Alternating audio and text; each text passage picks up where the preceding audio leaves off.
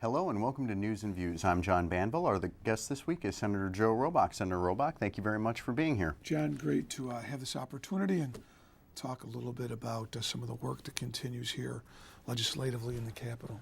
I'd like to, the main legislative session is over.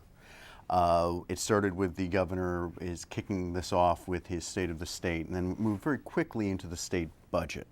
There were many components of that state budget, which we've discussed in the past, that help create jobs and lower taxes, and were meant to contain costs.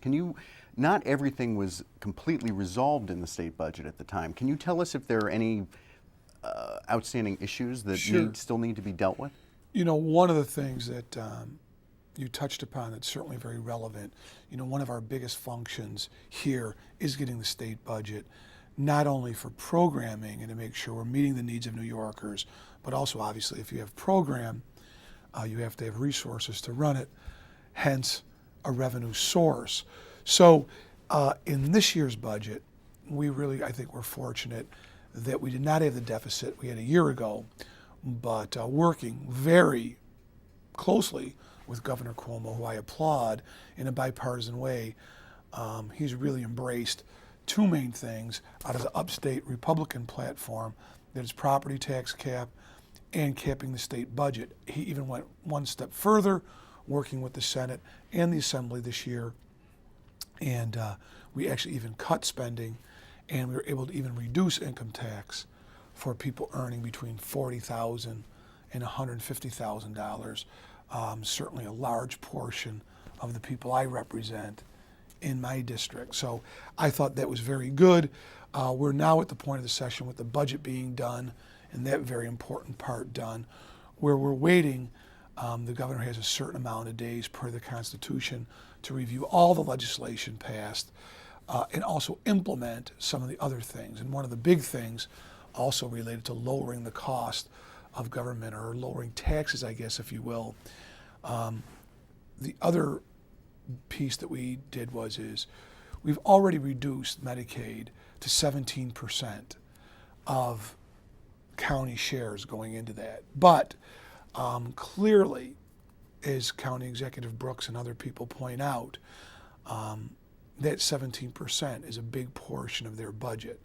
And their main source of revenue is property taxes, which people complain about the most. Whereas the state, we get a revenue from income tax and some other fees. Local governments usually get their majority of their money from property tax.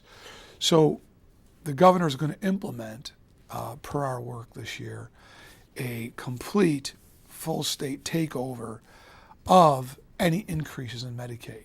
So as people get older, or if the economy gets tighter, rather than push that increase proportionately down to local governments, we're going to pay for that. We believe it'll be $1.2 billion savings over the next 5 years for counties.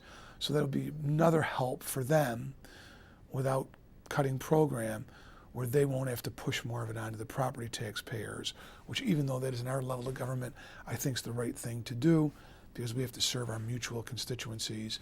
And spending a lot of time with, Jack Auberger in Greece, Mark Cassini in Gates, even Tom Richards, the mayor of Rochester, and certainly County Executive Brooks, who has talked about unfunded mandates. Property tax is not only on those leaders' minds, but it's also very much on individuals' minds too. So that was something that we're going to be implementing that I think the public will like, and I'm glad we're getting done. You kind of touched on what else I was going to discuss, because as I said, the governor puts forward his plan for the year during his State of the State.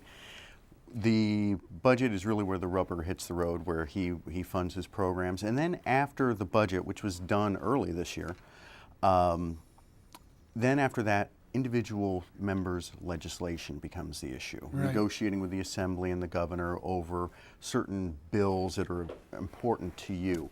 I know that you were very, very busy from the budget to the end of session, moving your legislation. Can you give our viewers at home kind of a thumbnail sketch of some of the bills that you were working on and where they are in the legislative process? Because you're right, we're not completely done with our business yet. The governor is still in the process Right. of reviewing legislation and signing it into law or not.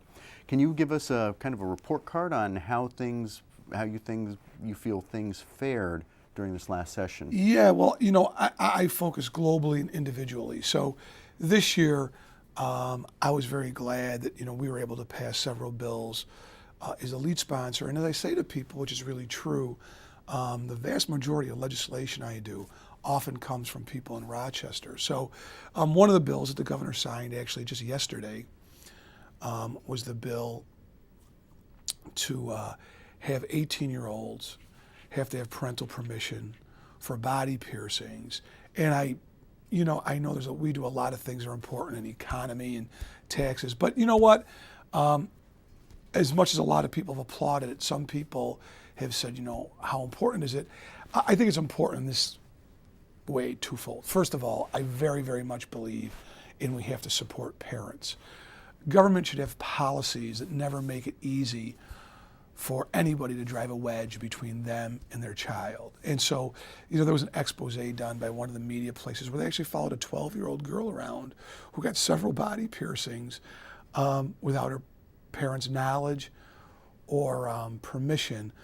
Most good operators that I knew of tattoo parlors and everything else in those salons didn't have a problem with the law. I thought it was a parents' rights issue. And I would say this too, even from a health standpoint, about 25% of the people who get a piercing, will have some kind of infection, allergic reaction, sometimes even worse things. So, an adult getting that knows to look for those things. A young child may not, or even in the worst case scenario, if they haven't told their parents and got a part pierced, which their parents can't see, now it becomes an issue and they don't want to tell their parents. They could really put themselves in tremendous risk, which certainly is going to not only affect them, but health insurance rates, medical bills, all they attach. So I thought this was good legislation. I applaud the governor for signing that one. I know he's also going to sign another bill, though he hasn't now. We are mandating with a small amount of carve-outs that children under or over 5 have to go to kindergarten. Again, this is a twofold reason. We are desperately trying to make sure in the city of Rochester the graduation rates get better. People value education from its earliest onset. And so we know that kids that successfully complete kindergarten, even have programming before that, seem to do much, much better. So we want to do that. And the other reason why, even though certainly the school board and the school superintendent, Wolhan Vargas, was very much in favor of this, I believe it's good for the taxpayers too. So we put an infrastructure in place for kindergarten in the city. A lot of people sign up and then either don't show up or almost use it sporadically, like daycare, not real education. And so you have to have the infrastructure in place, but you're not maximizing those dollars for the best usage of the taxpayers or the students. Mandating this, I believe, will increase the chances of better outcomes and better usage of state money. So I have talked to the governor's office, who has indicated to me that they, in fact, are going to sign that bill. And we're waiting on another one, which I believe Governor Cuomo will sign, and that is to just give some indication or some recognition, like we do if somebody's an international baccalaureate, has any special designation in their graduation from high school. We want to let people know that they may, in fact, have met the criteria to be bilingual, meaning in addition to English proficiency, they can speak another language, which I think is a great indicator, not only for colleges and universities of an additional skill, but even to let people know in the employment field, if somebody has a language that the business they operate is dealing with, and it could almost be anything, certainly we should know that, and it should be marked on the diploma so they know they have it, but also know what level of proficiency they have as certified by getting that dual certification. I think the governor will sign that bill as well. There's a host of other bills that were important to other people. The governor not too long ago signed the cyberbullying bill, which I think will hopefully help keep people safe and a little bit more sensitized, because we've seen all kinds of terrible incidents of that across the country. Another big bill we passed that I was happy to co-sponsor, but was the prime sponsor was my colleague John Flanagan, was this banning synthetic marijuana, bath salts, and these other things, which are really turning out to be more dangerous. In some cases, probably even more dangerous than the substance they're trying to emulate.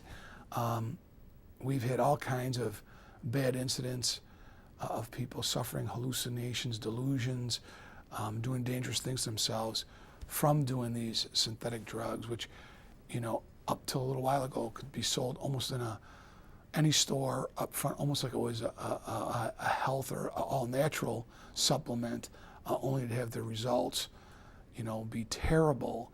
And the governor did sign that bill fairly recently, and we even had some activity where in the surrounding counties and even part of Monroe County, there were several raids on places that continued to sell this.